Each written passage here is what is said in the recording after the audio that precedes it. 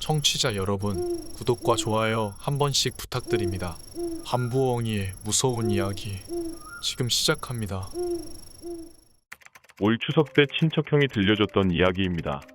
사건은 남아공 월드컵이 있었던 해인 2010년 가을쯤에 일어난 일이라고 하더군요. 이야기 듣고는 언제 한번 기회되면 나도 흉가 체험 가볼까? 했던 저의 머릿속의 생각을 확 지워버렸던 이야기입니다. 이야기의 주인공인 형을 A형이라고 하겠습니다. A형은 영업직을 띠고 있습니다. 거래처끼리의 영업을 관리하는 그런 쪽이라고 직업 특성상 출장을 갈 일이 꽤나 많다고 합니다. 어느 날 영업 클레임 관련 문제로 인해 꽤 먼 지방까지 내려가게 됐습니다. 다행히 친한 직장 선배와 같이 동행하게 되었습니다. 꽤나 장거리 운전을 했는데도 불구하고 같이 이야기도 하고 이런저런 이야기 하다 보니까 어느새 도착하고 일이 꼬일 거라 생각했는데 일도 예상보다 순조롭게 마무리가 되었다고 하네요. 여담으로 그 직장 선배는 해병대 출신에 몸집이나 인상이나 누가 딱 봐도 조폭 행동대장급의 풍채를 풍기는 용모라고 합니다. 둘이 돌아가는 길은 천천히 올라가자 이런 식으로 합의가 되고 차 타고 가다가 슬슬 배고파져서 근처 식당에서 밥을 먹었는데 갑자기 이야기 주제가 흉가 쪽으로 빠지게 되었다고 합니다. 알고 봤더니 그 직장 선배는 흉가 카페 쪽 정모도 몇 번 참가해서 내상으로 유명한 흉가들은 두루 섭렵했다고 하는군요. 경험담을 들려주는데 어떤 여자가 울면서 뛰쳐나가는 바람에 들어간 지 몇 분 안 돼서 흐지부지 된 적도 있었다고. 그래서인지 최근에 어떤 흉가는 혼자 가는 미친 짓까지 했었다고. 그런데도 뭐 아무 일도 있었던 적이 없다고 합니다. 하다못해 가위를 눌리거나 악몽을 꾼 적도 없다고. 근데 여기서 조금만 더 올라가면 그 유명한 흉가가 있다고 가보지 않겠냐고 슬슬 꼬드기더랍니다. 거기가 진짜 메이저급 흉가야. 무당들도 기피하는 유명한 곳이야. 멀어서 나도 여기까진 안 와봤는데 일 때문에 근처는 지나가봐서 어디에 있는지는 알고 있어. 거기 갔다 와서 한잔하자고. 이 형이 쏜다. 그 놈의 술.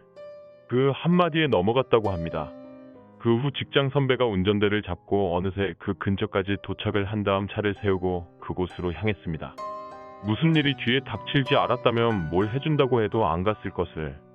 후회는 언제나 늦는 법인데 그 흉가가 드디어 눈에 들어왔는데 A형도 담이 작은 편이 아니지만 한눈에 보기에도 으스스한 분위기였다고 합니다.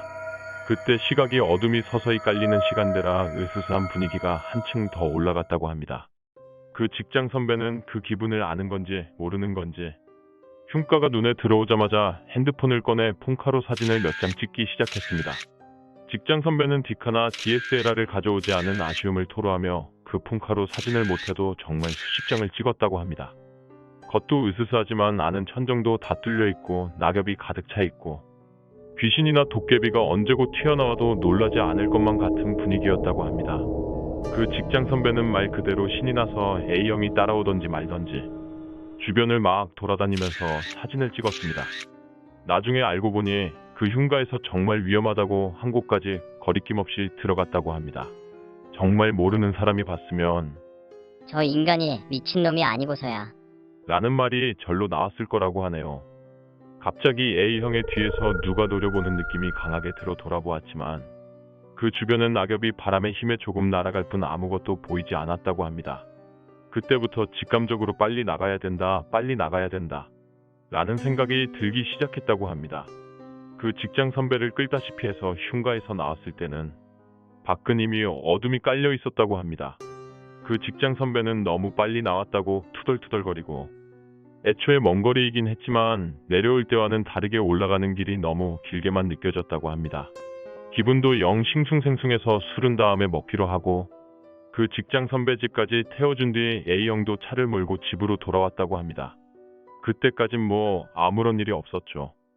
그 다음날 하루 쉬고 이튿날 회사를 나가보니 웬걸 사무실에서 아침부터 사원들이 다 모여있길래 뭔가 했더니 그 직장 선배가 폰카로 찍은 사진을 죄다 현상해 왔다는군요. 사진을 보니 하얀 점 같은 게 찍혀있는 사진이 그렇게 많았다고 하는군요.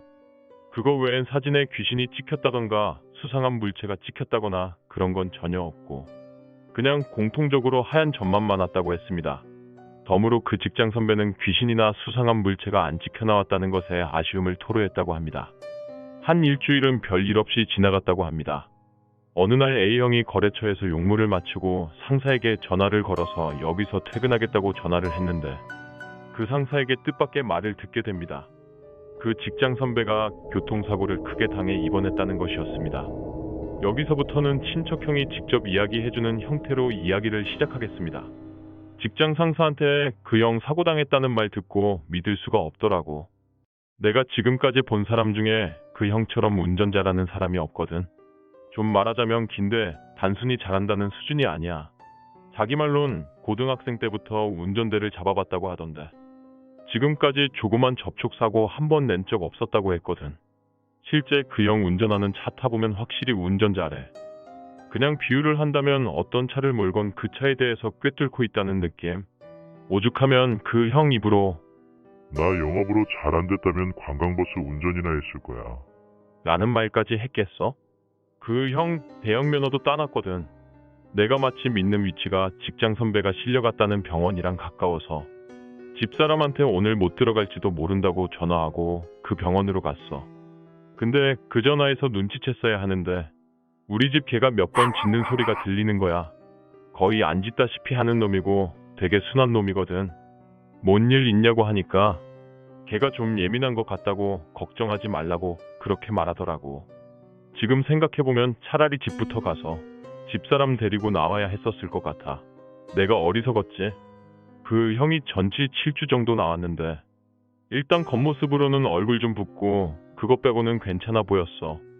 최종 진단 결과가 오른쪽 다리뼈에 금 가고 갈비뼈가 2대인가 3대 정도 금이 가고 오른쪽 팔뼈에 금 가고 나머지는 전신 타박상을 입은 정도? 나중에 사고 사진으로 그 형 사고 난 차량 보니까 저 정도 다친 게 다행이란 생각이 드는 거야. 당연한 말이겠지만 폐차했거든. 차량 앞 본네트 다 우그러지고 차 앞모습만 봐선 뭔 차인지 알 수 없을 정도였어. 가끔 교통사고 차량 사진 보면 참혹하게 일그러진 차량 있잖아. 그 정도까지는 아니라고 해도 그거 수리하느니 차 한 대 뽑는 게 싸겠다 싶을 정도였으니까. 다행히 목은 큰 부상 없었는데 그 형 나중에 깨어나서 아픈 부위 말할 때 목이 제일 아팠대.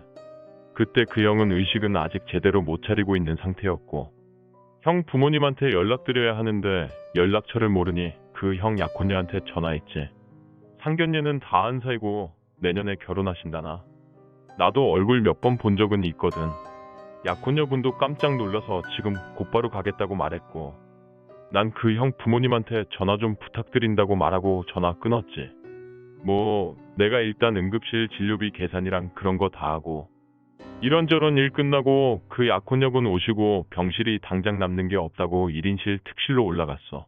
그때가 새벽 2~3시쯤이었을 거야. 형은 아직도 의식이 안 돌아왔었는데 약혼녀분도 오셨고 하니 부탁 좀 하고 일단 집으로 갔어. 집에 와서 현관문 열자마자 깜짝 놀랐다.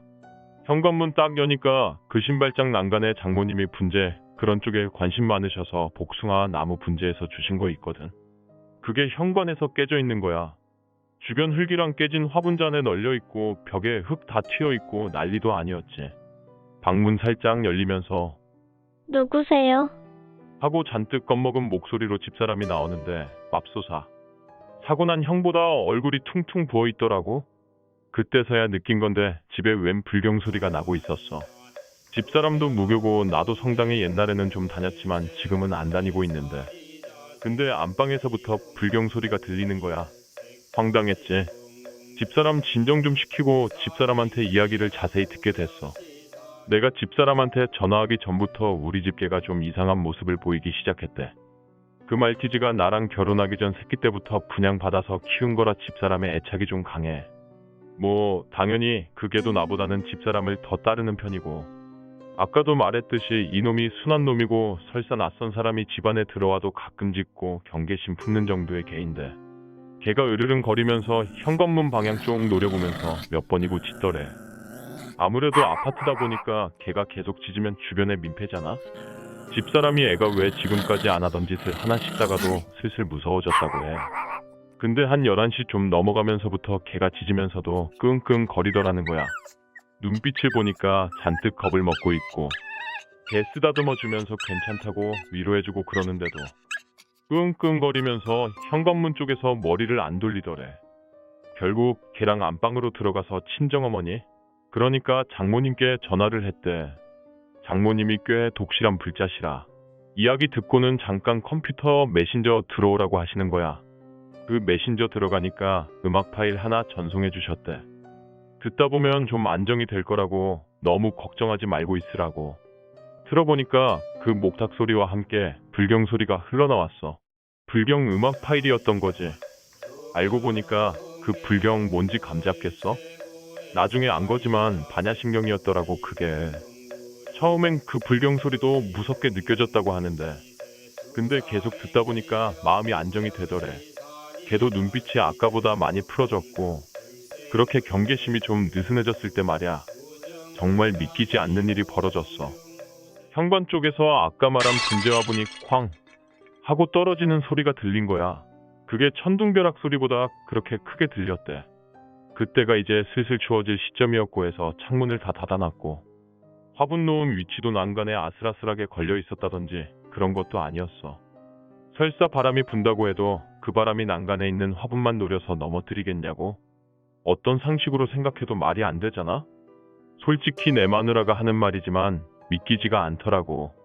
그때부터 내내리에서 약 일주일 전에 방문했던 흉가가 떠나질 않았어.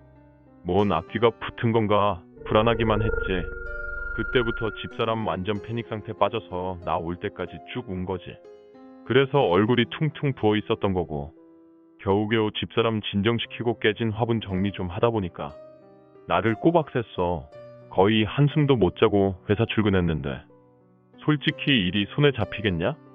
좀 몸이 안 좋다고 말하고 일찍 퇴근했어. 일이 꽤 있긴 했는데도 말야, 집에 와서 씻고 옷 갈아입고 있는데 핸드폰이 울리더라. 그 형이었어. 직장 선배. 집이라고 하니까 진지하게 이야기 좀 하고 싶은데 병원 좀 올 수 있냐고 묻더라고. 그 길로 집사람도 데리고 왠지 불안해서 차는 안 가지고 콜택시 불러서 가기로 했어. 그리고 병원 도착했고 어찌어찌 말하다가 어제 사고부터 말을 해주는데, 이야기 들으면서 머리가 쭈뼛 서는 느낌을 받았어. 그리고 뭔가 붙어도 안 좋은 게 붙었다는 확신도 들었고 말야. 이번 이야기 재밌게 들으셨나요? 구독과 좋아요 눌러주시면 앞으로도 더 흥미로운 이야기를 준비하겠습니다. 제 영상을 시청해주신 분들 행복한 하루 되시길 바랍니다. 감사합니다.